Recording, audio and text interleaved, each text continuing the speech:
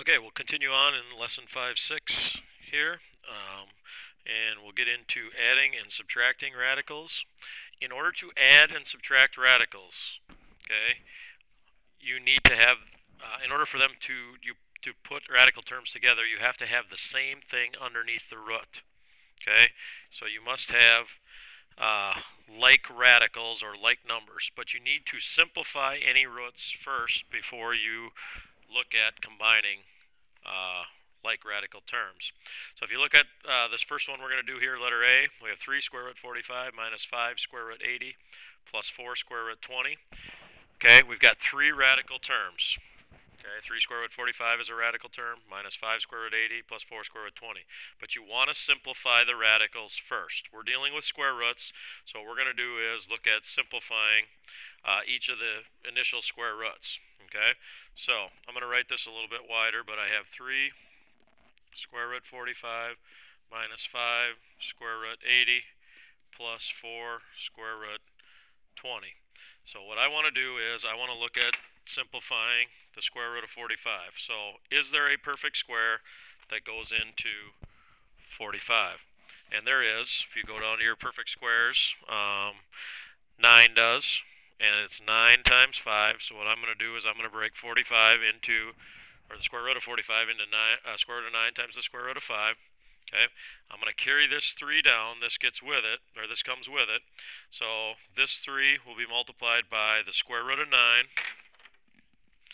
right here, which is 3 times square root 5. So this first term becomes, I'm going to actually multiply the two things that are not under the radical, 9 square root 5. Okay, now we're going to go to the next radical term. Kind of do a similar thing. So I have minus, I'm going to carry down this 5, I'm going to break down the square root of 80. Okay, now 4 does go into 80, which is a perfect square that goes into 80, but there's a bigger one. 16 goes evenly into 80, 5 times. Okay, so I'm going to break this into the square root of 16 times the square root of 5. Okay, so it's carry down the 5. The square root of 16 right here is 4. Okay, and then I have times that square root 5. So for this term, I'm going to multiply my 5 and 4 here together. So it's minus 20 root 5 or square root 5. Okay, and then we're going to go to the last term, which is plus 4 square root 20. I'm going to carry down my plus 4, but I can simplify the square root of 20. 4 is a perfect square that's a factor of 20. So I'm going to break it into the square root 4 times the square root 5. Okay, and then I'm going to carry down my 4 here. The square root of 4 here is 2, so I have 4 times 2 out in front of that square root 5. So I'm going to multiply the 4 and 2 together. So that's plus 8 square root 5. Okay, so after you simplify each term, now I look at all 3 of my radical terms here. They are all square root 5 terms. In other words, you have the same number underneath the root. So I can combine all of them together. And to do that, it's going to stay square root 5. Just like when you add algebraic terms together, the variable part stays the same. Well, the radical part's going to stay the same. But I need to take 9 minus 20 plus 8. So 9 minus 20 is negative 11. Negative 11 plus 8 is negative 3. So those terms all combine to negative 3 square root 5. Okay, if you end up, let's say one of these terms was a square root 3, instead of all of them being square root 5 terms, then you put your 2 together, that would be like terms, and then you would just have 2 terms on your answer. Just like with algebraic terms, it's very similar. But in order to add or subtract, you must have the same number underneath the root. Okay, we're going to look at one that's a cubed root example. Okay, simplifying these, you want to look to, obviously I can't do it as they are because one's the cube root of 54 and one's the cube minus the cube root of 16. Okay, now instead of, you're not dealing with square roots anymore. When we were dealing with square roots, we wanted to find perfect square factors. Now we want to find perfect cube factors. If you remember from your sheet, perfect cubes, 8 is a perfect cube because it's 2 cubed. 27 is a perfect cube. 64 is a perfect cube, and I'm only going to go that far, but we could keep going if we wanted to. 125 would be the next one. So I want to break the cubed root of 54 down and see if a perfect cube goes into it, and 27 does, twice. So I'm going to break this into the cubed root 27 times the cubed root of 2, okay? And the cubed root of 27 right here is 3. So this is 3 times the cubed root of 2 is how I'm going to simplify the cubed root of 54. If we go to our next term, we have a minus here, but cube root of 16. 16 is not a perfect cube, but 8 is a perfect cube that goes into it. 8 times 2, so I'm going to say cubed root of 8 times the cubed root of 2. Well, the cubed root of 8 is 2. So this part right here would be minus 2, and then times cubed root 2. Now we ask ourselves this. Are these like radical terms? They're both cube roots. We have both cube root 2, so I can put them together. Okay? I basically take 3, subtract 2, so it's 1 times the cubed root of 2. We don't really need to write the 1 there. So final answer for this one would be just cubed root of 2.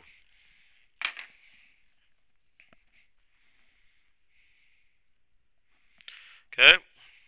Now we're going to look at multiplying radicals. Okay?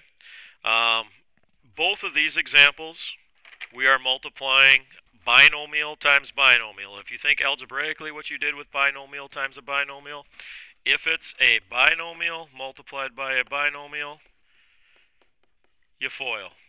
Okay? A little side note here, if it's a monomial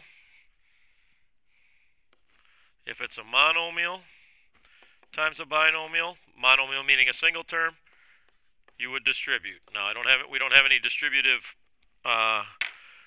examples in here where we have a monomial times a binomial, but you would distribute the monomial to the terms in the binomial. Okay? These are both a binomial times a binomial. Okay? And all you're going to do is FOIL. Okay? So what I want to do right here is I want to FOIL. Notice I have 2 square root 3 plus 3 square root 5, so that's a binomial, times 3 minus square root 3. Now if you notice there's no square root on the 3 inside the second binomial, that's okay, it's still a term, just like with algebraic terms. Okay, so I want to multiply my first terms together.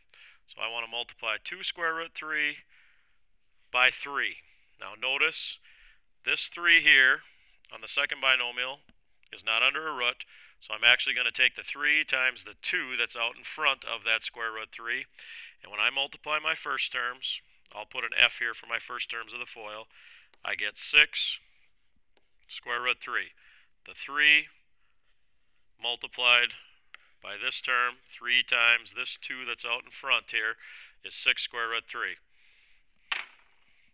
Okay, there's my first terms multiplied together.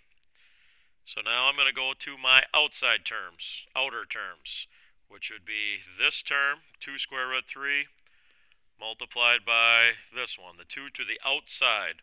Okay, now notice this is like minus 1 square root 3, so I'm going to multiply 2 square root 3 times, it's going to be a negative because it's a positive times a negative, but it's going to be 2. And 2 ways to think about this. You could multiply the numbers that are underneath. Square root 3 times square root 3 would be square root 9. Okay, but if you think about it, the square root of 9, 9 is a perfect square. Square root of 9 is 3. Okay, so really I have this, 6 square root 3 minus 2 times 3, which is 6. One thing to keep in mind and to review, okay, if I take square root 3 times square root 3, yeah, it's square root 9, but it's going to be 3. Just like if I take square root 7 times square root 7, square root 49, but it's 7. Square root 10 times square root 10 is the square root of 100, it's 10. So if you multiply the square root of a number times the square root of that same number, you basically get the number that's underneath the root. Okay, so keep that in mind as you're doing these types of problems. Okay, now we'll keep going here. There was my outside terms. So now what I'm going to do is I want to do my inside terms.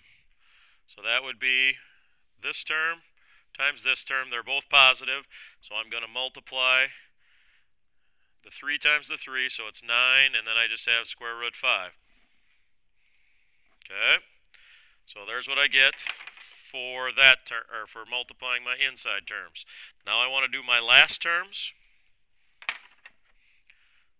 That would be the positive 3 square root 5 multiplied by this, and again that's negative 1 square root 3. So that will be negative. I'm going to take the 3 times the 1, which is 3. And then I'm multiplying the two radicals together. Square root 5 times square root 3 is square root 15. Okay?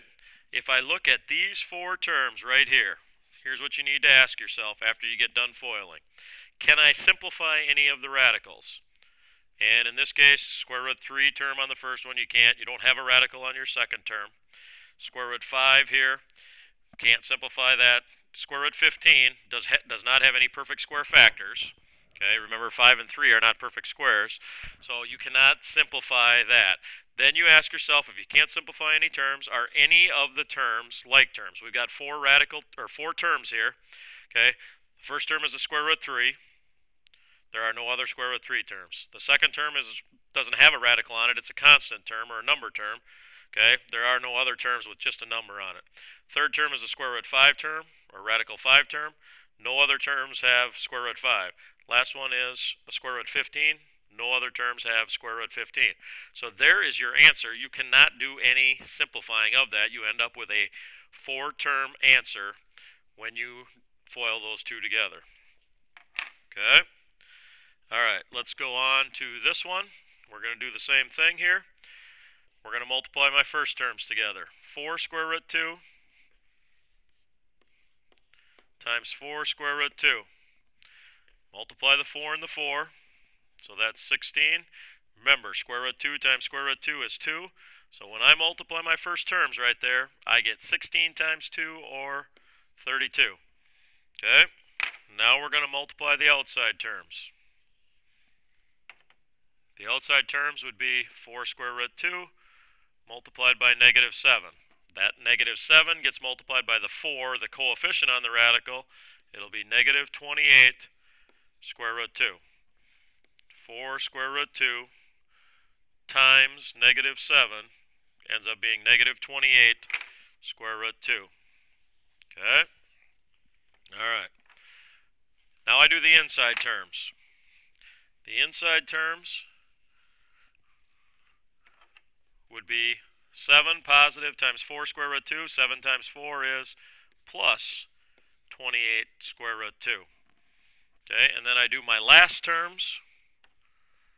My last terms here would be positive 7 times negative 7. No radicals involved, so it's minus 49.